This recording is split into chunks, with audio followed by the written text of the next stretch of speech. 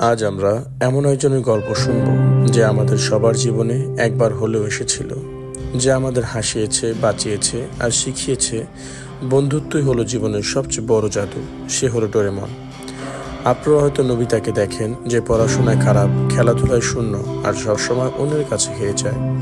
কিন্তু আপনারা কি জানেন, ডোরেমনের জন্মদাতা শিল্পী ফুজিকো অর্থাৎ হিরোশি ফুজিমোতোও ঠিক নোবিতার মতোই ছিলেন। ছোটবেলায় তিনিও ছিলেন লাজুক, দুর্বল আর সবার পেছনে পড়ে থাকা এক ছেলে। তিনি জানতেন ব্যর্থতা কাকে বলে। এই একাকিত্বই ছিল তার সবচেয়ে বড় প্রেরণা। তিনি তখন মনে মনে ভাবতেন, ইস, আমার যদি এমন একজন বন্ধু থাকতো যে সব সমস্যার সমাধান করে দিত, যে আমাকে কখনো একা ফেলতো না। 1969 সালে সেই দিনটা ছিল হিরোশি ফুজিমোতোর জীবনের চরম হতাশার দিন। তিনি একটি নতুন গল্পের আইডিয়া খুঁজে পাচ্ছিলেন না। ভীষণ মন খারাপ নিয়ে তিনি স্টুডিওতে বসেছিলেন। হঠাৎ তিনটি ঘটনা ঘটল যা ইতিহাস তৈরি করে দিল। 1. পাড়ার একটা বিড়াল ঘরে ঢুকে পড়ল। 2. তিনি তার মেয়ের খেলার একটি গোলাকার পুতুলে হোঁচট খেলেন। 3. রাগে চিৎকার করতে গিয়ে তিনি ভাবলেন, যদি কোনো যন্ত্র আমার হয়ে কাজ করে দিত।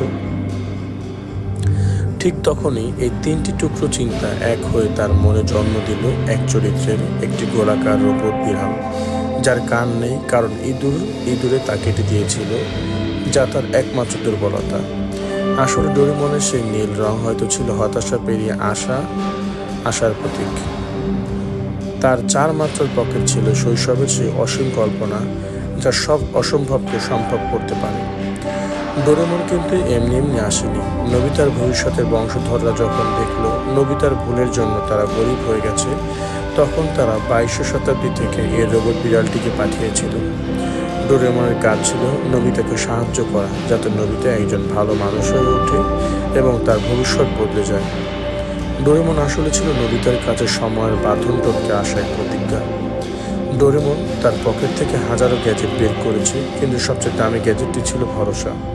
সে নোবিতাকে শিখিয়েছে হার মেনে নেওয়াটা আসল কথা নয়, বরং বন্ধুর পাশে থাকাটাই আসল সাহস।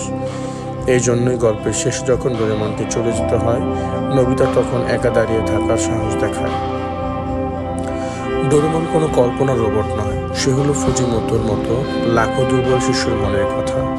সে আমাদের শেখায়, জীবনে যতই জিয়ান বা সুনিও আসুক না কেন, আর যতই 0 নম্বর পাও না কেন, একজন সত্যিকারের বন্ধু সবসময় আপনার জীবনে যে কোনো জায়গায় যাওয়ার দরজা খুলে দিতে পারে।